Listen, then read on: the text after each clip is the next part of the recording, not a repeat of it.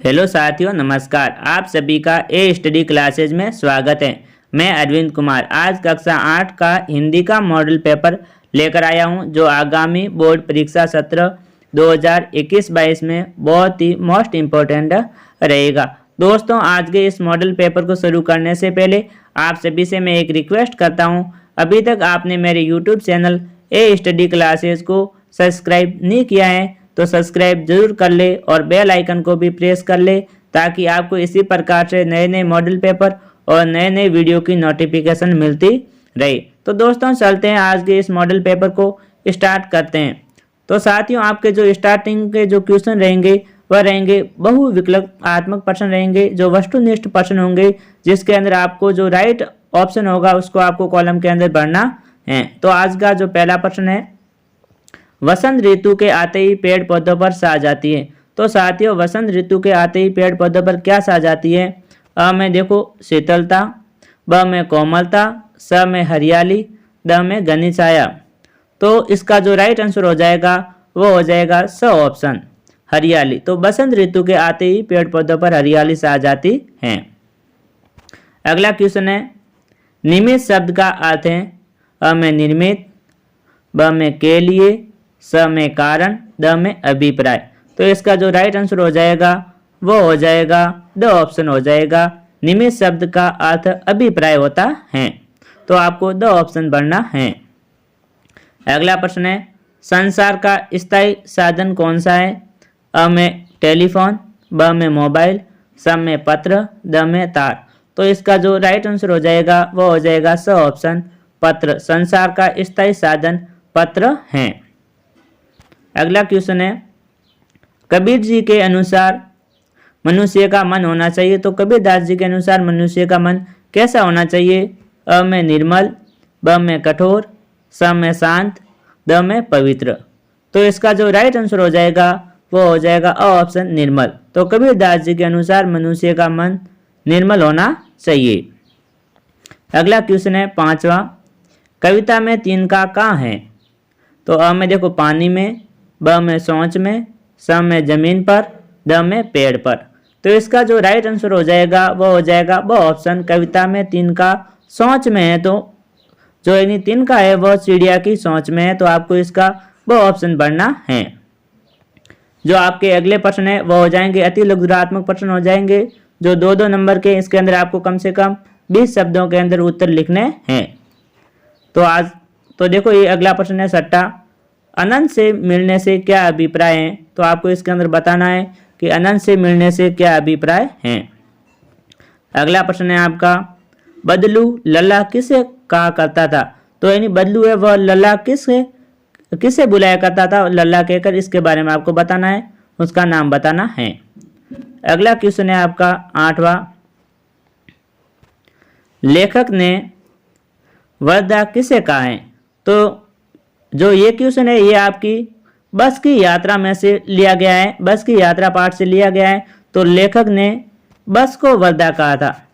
किसे वर्धा कहा था? बस को लेखक ने वृद्ध कहा था। तो इसके अंदर आपको लिखना है कि लेखक ने बस को वृद्ध कहा है। अगला क्वेश्चन है आपका नौवां, दीवाना शब्द किन के लिए प्रयुक्त हुआ है? तो यानी दीवाने शब्द है वो किन के लिए प्रयुक्त हुआ है, इसके बारे में आपको बताना है। तो मैं बता दूं आपको, दीवाने शब्द है वो भारतीय वीर सैनिकों के लिए प्रयुक्त हुआ है, वीर सिपाहियों के लिए प्रयुक्त हुआ है। अगला प्रश्न है 10वां, साधुओं से क्या पूछना चाहिए और क्या नहीं? तो इसका मैं आंसर बता देता हूं आपको। साधुओं से हमें ज्ञान की बातें पूछनी चाहिए, साधुओं की जाति हमें नहीं पूछनी चाहिए। अगले क्वेश्चन है आपके, वह है लघुरात्मक प्रश्न है, वह कम से कम आपके 4 अंक के होंगे। इसके अंदर आपको कम से कम 50 या 60 शब्दों में उत्तर लिखना है। आपका 11वां प्रश्न है, मक्खन सुराते समय और खाते समय श्री कृष्ण थोड़ा सा मक्खन बिखेर क्यों देते थे? तो यानी जो भगवान श्री कृष्ण होते थे वो मक्खन सुराते समय और खाते समय थोड़ा सा मक्खन क्यों बिखेर देते थे? क्योंकि किसी को शक न हो कि यानी भगवान कृष्ण ने ही माखन चुराया है, इसलिए वो बिखेर देते थे। क्योंकि यानी उनको पता चले कि यानी किसी ने उस मक्खन को नीचे गिरा दिया है, तो यानी कोई भी भगवान कृष्ण के ऊपर शक न करे। तो आपका अगला प्रश्न है 12वां, ग्रामीण महिलाओं ने साइकिल चलाना क्यों चुना? इसके अंदर आपको कम से कम 40 या 50 शब्दों के अंदर इसका उत्तर लिखना है। अगला क्वेश्चन है आपका, द्वारपाल ने श्री कृष्ण के पास जाकर क्या कहा था?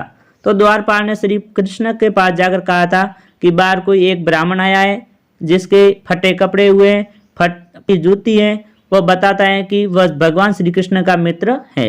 इसी प्रकार से आपको इसका उत्तर थोड़ा विस्तार से लिखना है, कम से कम 40 या 50 शब्दों के अंदर वर्णन करना है सुदामा की दीन दशा का। अगला प्रश्न है, चिड़िया चोंच में तिनका दबाए उड़ने की तैयारी में क्यों है? इनका भी आपको उत्तर लिखना है। अगला क्वेश्चन है 15वां, पक्षियों और बादलों द्वारा लाई गई सीटियों को कौन कौन पढ़ पाता है? सोचकर लिखिए। तो इसके अंदर आपको बताना है पक्षियों और बादलों द्वारा जो लाई गई सीटियाँ हैं उनको कौन कौन पढ़ सकता है। तो जो बादलों और पक्षियों द्वारा लाई गई सीटियों को प्राकृतिक वस्तुएं होती हैं, जो पेड़ पौधे लताएं होती है, वह इनको आसानी से पढ़ पाती हैं। अगला क्वेश्चन है आपका 16वां, कवि ने अपने आने को उल्लास और आंसू और जाने को आंसू बनकर बह जाना क्यों कहा है? तो इसके अंदर आपको बताना है कवि ने अपने आने को उल्लास और जाने को आंसू बहकर बन जाना क्यों कहा है। तो इसका भी आपको उत्तर लिखना है विस्तार से। आपके अगले प्रश्न है वह हो जाएंगे निबंधात्मक प्रश्न हो जाएंगे, वह कम से कम 7 नंबर के होंगे। तो आपका 17वां प्रश्न है,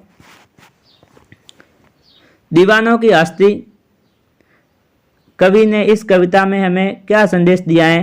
तो जो दोस्तों आपकी जो दीवानों की हस्ती नाम की कविता है उसमें से हमें कवि ने क्या संदेश दिया है, उसके द्वारा हमें कवि ने क्या समझाने की कोशिश की है, इसके बारे में आपको विस्तार से लिखना है। कम से कम इन प्रश्नों के उत्तर जो आपके निबंधात्मक प्रश्न है इनके उत्तर कम से कम आपको उत्तर 110 शब्दों के अंदर लिखने हैं। अगला प्रश्न है, सीटियों की दुनिया अनूठी है कैसे? तो इसके अंदर बताना है जो सीटियों की दुनिया है वो अनूठी कैसे है, इसके बारे में आपको थोड़ा विस्तार से लिखना है। अगला क्वेश्चन है आपका 19वां, कबीर की साखियाँ क्या संदेश देती हैं? जो कबीरदास जी के दो हैं वो हमें क्या संदेश देते हैं, इसके बारे में हमें बताना है।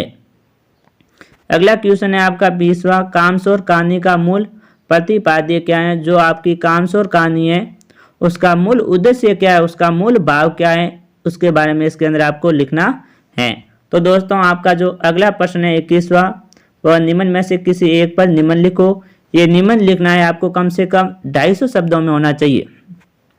250 शब्दों के अंदर इसके अंदर आपको निम्न लिखना है। जो ये निम्न होगा वह 7 नंबर का होगा।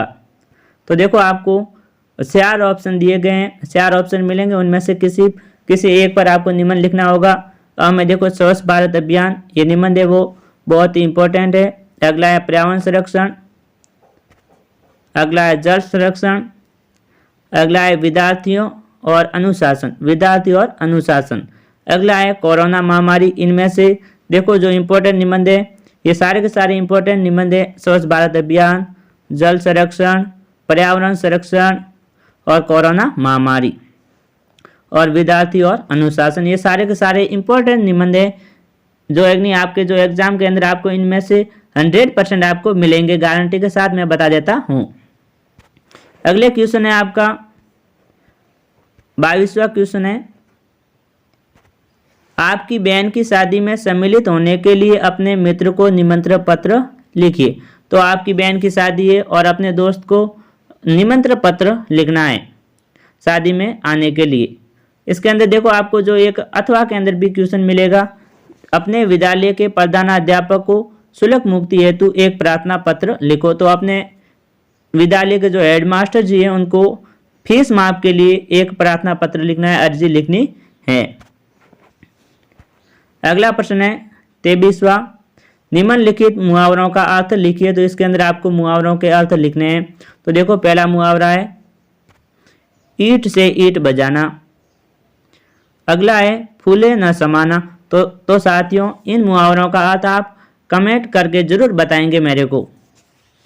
अगला क्वेश्चन है आपका 24वां, निम्न के विलोम शब्द लिखिए। तो जो है आपको जो शब्द दिए गए इनके विलोम शब्द आपको लिखने हैं। तो देखो आदर, गुरु, लाभ, अच्छा, अनुकूल, इन शब्दों के आपको विलोम शब्द लिखने हैं। अगला क्वेश्चन है आपका, निम्नलिखित शब्दों में उपसर्ग छांट कर लिखिए।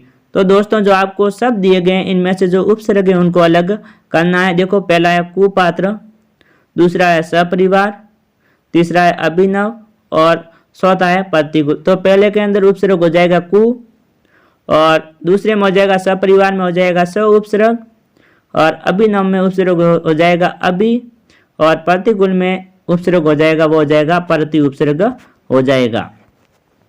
इस प्रकार से आपको इन प्रश्नों के अंदर उपसर्ग छांटने हैं। अगला क्वेश्चन है आपका 26वां, व्यक्तिवाचक संज्ञा किसे कहते हैं, उदाहरण दीजिए। तो आपको व्यक्तिवाचक संज्ञा की परिभाषा लिखनी है और एक उदाहरण भी देना है। अगला है लास्ट क्वेश्चन है 27वां, क्रिया किसे कहते हैं, उदाहरण सहित लिखिए। तो क्रिया की परिभाषा लिखते हुए आपको उदाहरण भी बताना है। तो दोस्तों ये था आज का मॉडल पेपर। ये परीक्षा 2021-22 में बहुत ही मोस्ट इम्पोर्टेंट होने वाला है। तो दोस्तों अंत में विदाई लेने से पहले आप सभी से एक बार और मैं रिक्वेस्ट करता हूं कि अभी तक आपने मेरे यूट्यूब चैनल को सब्सक्राइब नहीं किया है तो सब्सक्राइब जरूर कर ले। जय हिंद साथियों।